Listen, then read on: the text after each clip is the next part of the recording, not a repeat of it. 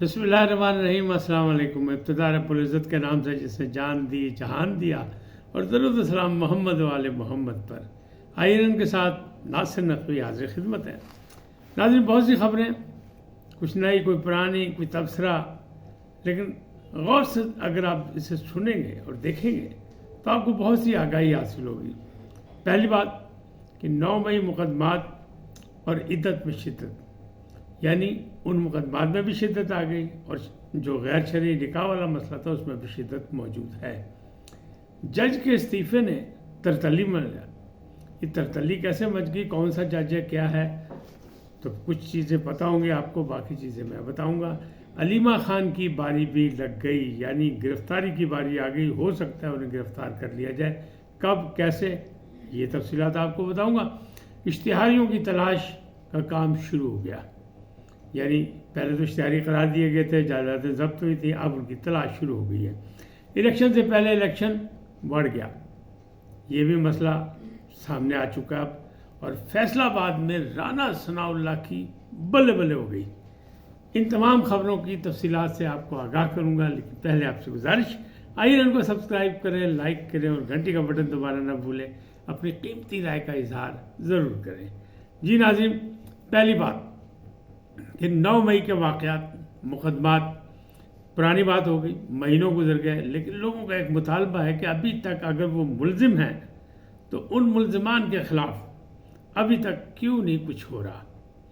और दूसरी तरफ जो था, वो 2 मुकदमात का फ़ैसला हो चुका, सज़ाएँ हो चुकी, लेकिन तीसरे में जो शिद्दत आई वो था गैर शरई निकाह, उसमें भी गवाही हो गई। फिर उसमें जो अदालत में मार कुट वाली गल भी आई, जनाब, लड़ाई झगड़े वाली गल भी आई, तो फिर एक दूसरे पर लान तान भी की गई।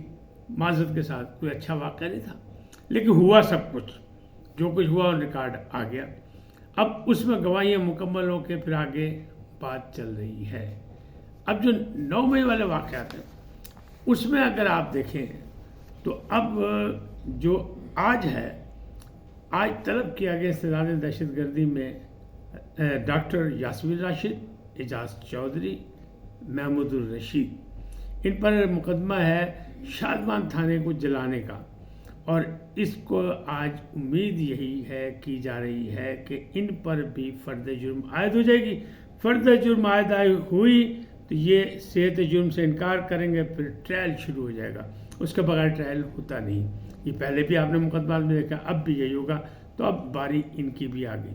जज साहब ने इस्तीफ़ा दिया, तो एक जज ने और इस्तीफ़ा दिया। लोग समझे शायद ये कोई सुप्रीम कोर्ट से जज आ गया, लेकिन नहीं जी, लाहौर हाई कोर्ट के जज हैं शाहिद जमील खान साहब, और इनकी रेपुटेशन बहुत अच्छी है। माजी में भी देखी जाए, इनकी गुफ्तार भी, इनके नशिस्त व बर्खास्त भी, बड़े सुलझे हुए आदमी हैं। और जब ये वकालत करते थे तब भी मतलब जो थे बड़े गिने चुने जाते थे और इनको बड़ी इज्जत की निगाह से देखा जाता था। अब इन्हें तकरीबन 10 साल गुजार दिए जज की हैसियत से, और अब इन्होंने इस्तीफ़ा दे दिया। क्यों, इख्तलाफ किससे, मामला क्या है? उन्होंने अपना इस्तीफ़ा जो सदर ममलकत को भिजवाया उसमें 2-4 अशार भी लिखे जिसमें आज़ादी की बात है।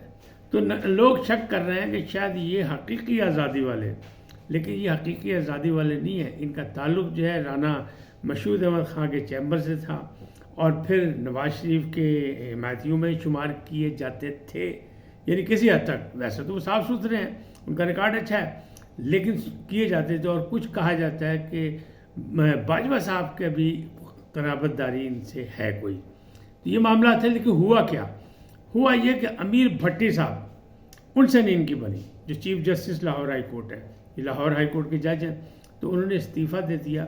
और अभी 2028 तक इनकी नौकरी थी, और ये सीनियरिटी के हिसाब से 11वें नंबर पे थे। लेकिन इस्तीफ़ा ने इसलिए दे दिया कि अमीर भट्टी साहब से एक दिन कहीं इनकी तकरार भी हो गई, कहीं निजी महफिल में, वहीं कोर्ट के अंदर ही, कि जनाब आपने अपने दामाद को बचाने के लिए, वो जो अली शाही साहब थे, वो जो शाही साहब है ना, वो फैसलाबाद वाले, वो उनके दामाद है, सबको पता है। तो उन्हें को उसको बचाने के लिए आपने कोर्ट को तबाह कर दिया, यानी हाई कोर्ट की जय तय फेर थी। तो उस पर नाराज़गी हो गई थी, फिर सुलह करा दी कि सब कुछ हो गया, ख़त्म हो गया। लेकिन वो जो एक काजी फायज सन कहा ना कि 100 रेफरेंसेज हैं, तो 100 रेफरेंसेस में भी कहा जा रहा है कि इनका भी नाम मौजूद है پھر ایک آڈیو آئی تھی وہ محمد خان بھٹی والی، پنجاب اسمبلی کے حوالے سے جو وہاں سیکرٹری تھے، تو اس میں 3 ججز کے نام تھے، ان میں بھی ان کا جج کا نام لیا جا رہا تھا.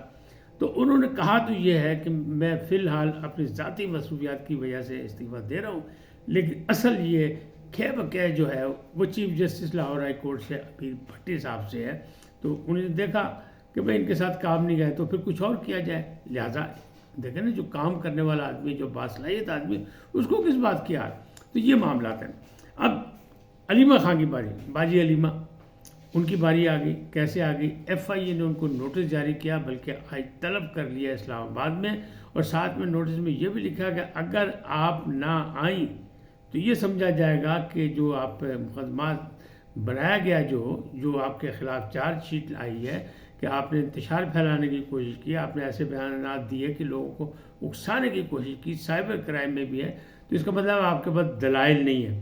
اور پھر دوسرا اس کا رد عمل کیا ہوگا کہ جناب جو نہ آئے تو بھاجی پھر گرفتار کریں گے، باجی جی نے بھی گرفتار کریں گے. 2 تو اندر ہو گئے اہم، اب ان کی باری بھی آ گئی ہے.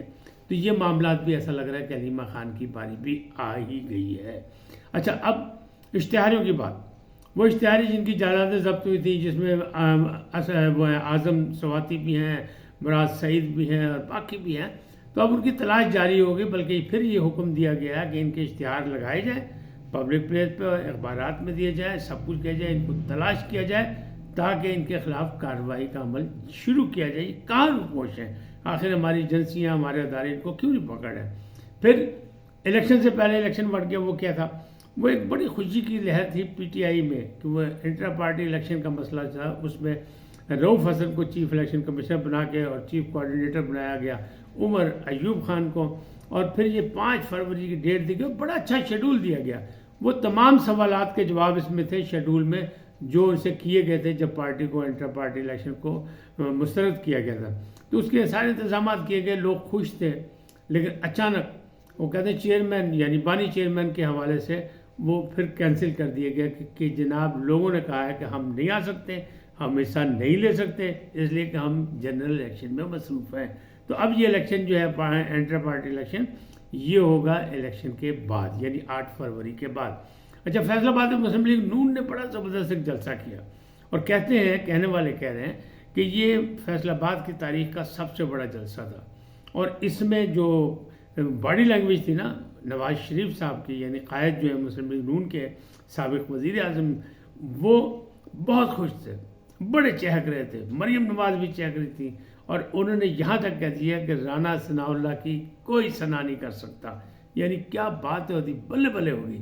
اور مریم نواز بھی وہاں بولی، یہ بھی بولا. انہوں نے اسی طرح سے کہا، نواز شریف نے اپنے منشور کے مطابق کہا کہ آپ لوگ ووٹ دیں ہمیں، ہم پاکستان کو نواز دیں گے. اب یہ نہیں کہا نواز شریف دے دیں گے، چوتھیا وزیر اعظم بنا دے گا تسی، لیکن انہوں نے کہا ہم پاکستان کو نواز دیں گے. یعنی مہنگائی کم کریں گے، معاملات کو سیدھا کریں گے، ترقیاتی منصوبوں کی بات کریں گے، غیر ممالک سے تعلقات کی بات کریں گے، انٹرنیشنل لیول پہ ہم پاکستان کا امیج بڑھائیں گے. ان کا کہنا مقصد یہ تھا کہ یہ جو کچھ بھی ہے اس کو ہم بہتر کرنے کی پاکستان کو اور پاکستانیوں کو نواز دیں گے. کل کیا ہوتا ہے کیا نہیں ہوتا یہ نہیں، لیکن اس جلسے سے اندازہ یہ لگایا جا رہا ہے کہ جیسے پنجاب میں وہ بہت زیادہ سیٹیں جیتنے میں کامیاب ہو جائیں گے. لیکن میرا خیال ہے کہ نہیں، اتنا بھی نہیں. سادہ اکثریت بڑی مشکل ہے، ابھی وہ بھی مشکل ہے، وہ بھی اتحادیوں کے ساتھ ہی پوری ہوگی. مجھے ایسا نہیں لگ رہا. بہرحال خوش فہمی اور غلط فہمی میں بالکل باریک سی ایک لکیر ہوتی ہے، تو کچھ بھی ہو سکتا ہے. اور پھر سیاست تو سیاست ہوتی ہے، الیکشن تو الیکشن ہوتا ہے. یہ تو ووٹرز نے فیصلہ کرنا ہے کیا ہے کیا نہیں ہونا. لیکن اب معاملات یہی ہیں کہ آہستہ آہستہ بڑھ رہے ہیں، اور لوگ پریشان یہ ہیں کہ ابھی تک سوال یہ نشان بنا ہوا ہے کہ بشرا بی بی کو جیل کی بجائے بنی گالہ کیوں بھیجا گیا. اور اس کے رد عمل میں بشرا بی بی پہلی دفعہ میڈیا کے سامنے بول بھی پڑی کہ میں دلیر خاتون ہوں، میں خود سے آئی ہوں، میں گرفتاری دینے آئی ہوں. میرے اگر کسی کو فکر ہے کہ میں نے ڈیل کی ہے یا کوئی مجھے ڈیل دی گئی ہے تو جن کو فکر ہے وہ مجھے واپس جیل بھجوا دے، مجھے کوئی پرواہ نہیں، میں دلیری سے نپٹوں گی.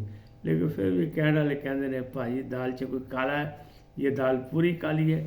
وقت کے ساتھ ساتھ یہ پتہ لگے گا اس میں ڈیل بھی ہے اور ڈھیل بھی ہے. اس لیے کہ وہ اڈیالہ جیل آنے سے پہلے کس شخصیت سے ملی تھیں اور وہاں سے کیا یقین دہانی کرائی گئی، پھر بعد میں اڈیالہ جیل میں بیٹھ کے انہیں کس کو فون کیے، یہ ساری چیزیں یہ آن ریکارڈ ہیں. اس لیے لوگ ابھی بھی شک کی نگاہ سے دیکھ رہے ہیں کہ یہ معاملہ کچھ اور ہے.